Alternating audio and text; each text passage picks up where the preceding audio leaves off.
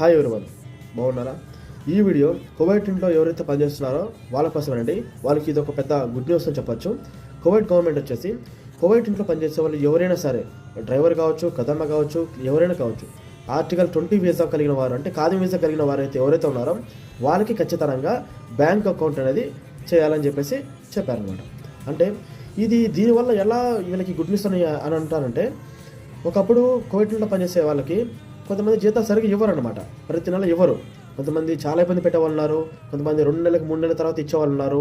కొంతమంది సరిగా ఇవ్వకపోయిగా పని చేయించుకొని బయటకు పంపించేవాళ్ళు ఉన్నారు.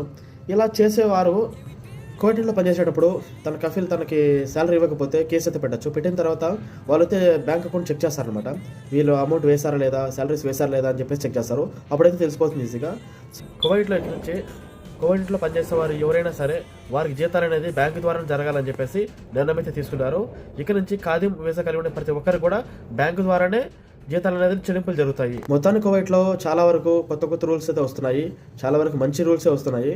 ప్రతి ఒక్క మనిషికి న్యాయం చేకూరులు అయితే చేస్తున్నారు. చూద్దాం ఈ యొక్క అప్డేట్ ఎప్పటికీ అమల్లో వస్తుందో చూద్దాం.